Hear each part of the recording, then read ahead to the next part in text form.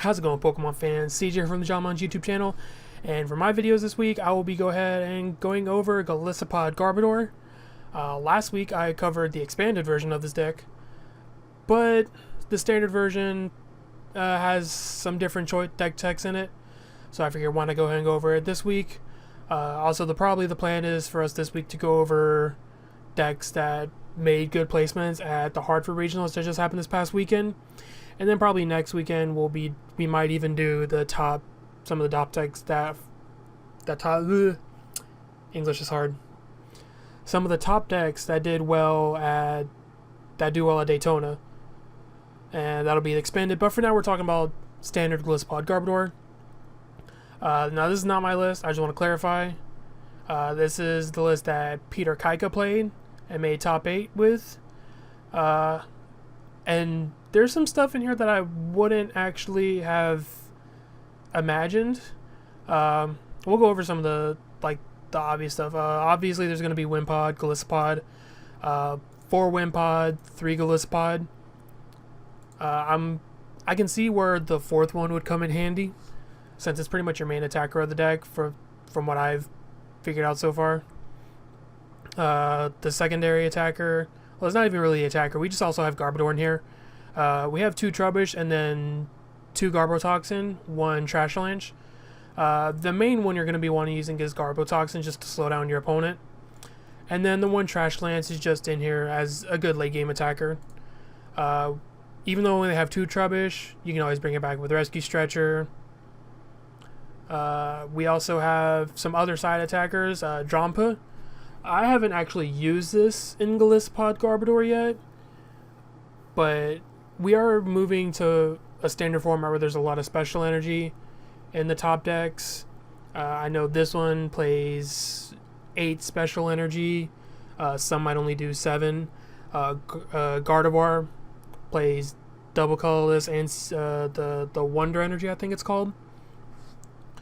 So Drampa could come in handy there. 1 energy, just knock off special energy, and it does 20 damage, which can help set up some knockouts later with Golisopods. And Berserk is a pretty good attack.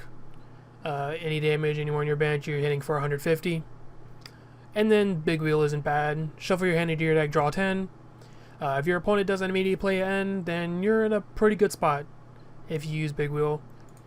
One of the other attackers we have is Tapu Fini, to help with the Volcanion or Turtonator fire matchups. This is here for fire matchups. If you attach Choice Band to this, 1 energy, Aqua Ring does 50 damage times weakness, so 100 damage.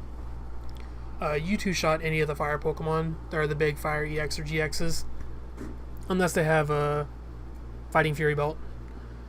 And then Tapu Storm could come in handy. We do play Rainbow Energy, of course, so you could do this. Shuffle your opponent's active and all cards attached back into the deck. If they only have 1 Pokemon really set up, this could do a lot of damage, just completely nullify all the threats on their board.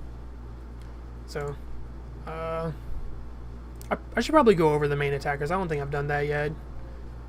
For people who don't know what Golisopod does, 1 Grass Energy, 30 damage, and if it becomes the active this turn, it does 90 more, so 120 damage. For 1 energy, that's pretty good. Armor Press, you probably won't use that often, but it's an option. 1 grass, 2 colorless, so 1 grass and a double colorless. 100 damage, and this Pokemon takes 20 less damage from attacks. This is probably, like I said, this is the attack you'll probably use the least. And then Crossing Cut GX, 1 grass energy, 2 colorless, so a double colorless. 150 damage, and you switch this one of your bench Pokemon. So this Pokemon's kind of damaged, but you still want to hit pretty hard. You can just Crossing Cut, deal your 150 or 180 if you have a Choice Band attached to it.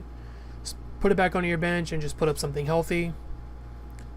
The Pokemon that I'll usually put up after using Crossing Cut is Tapu Koko, since it does have the free retreat. Plus the Flying Flip is not bad. 20 damage to each of your opponent's bench Pokemon. No, just each of your opponent's Pokemon. I don't know what I'm talking about right now. This is another card that can help set up some knockouts with Golisopod. 1 prize Pokemon, free retreat. Pretty useful for the deck. And then we'll go ahead and go on to the supporters. For Guzma, pretty obvious for this deck. Pull up something from your opponent's bench, switches your Pokemon around, can help get the Golisopod ready to do 120 damage. 4N, 4 Sycamore, pretty standard right now, and standard. The 1 Bridget, some people might play 2, but this list only had 1. 3 Acerola, I had been using 2, and I thought that was good enough, but I can see where 3 would come in handy. And depending on how it works as I'm playing through, I might even switch through myself. I had usually just been doing 4 Guzma, 2 Acerola. But, I don't know, maybe the 3rd one would come in handy. I can see where you would want more, like, switching effects. Because I know usually I would do 2 Tapu Koko. But on the off chance that the 1 Koko gets stuck in prizes, another Acerola could come in handy. For items, we got 2 Field Blower, just because Field Blower is just good in general. 1 Rescue Stretcher, just to reuse stuff that gets knocked out.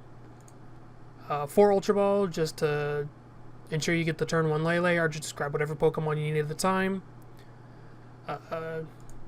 4 of those seems to be used in a lot of decks in general. And then for the tools, you have 4 Choice Band and 4 Floatstone. Floatstone helps you keep switching for Golisopod's attack. And then Choice Band's just a generically good card. First Impression can hit up to 150. Crossing Cut hits 180. Drampa hit for 50 with Righteous Edge. Berserk hits for 180. We already mentioned the Choice Band with Tapu Fini's Aqua Ring to 2-shot fire Pokemon. If you end up going with Trash Lance, that's an extra 30 damage. Or even just attaching it to Lele or Koko. If you attach Koko, he'll do 50 to the active and then 20 to all the bench. Lele just does another 30 damage. So, and then the energy for double colorless energy, for Koko, Drampa, and even if you want to use the GX attack on Golisopod. For Rainbow Energy, since it can count as the water energy for Lele, or the psychic energy for Garbodor. And then 3 basic grass for Golisopod. So it's kind of straightforward. Not too much from like the typical Garbodor or not the typical Golisopod Garbodor list. So I'm just gonna go ahead and play a couple games with this and see how these differences that I'm not particularly used to work out. So link to that will be down below, and I will see y'all there.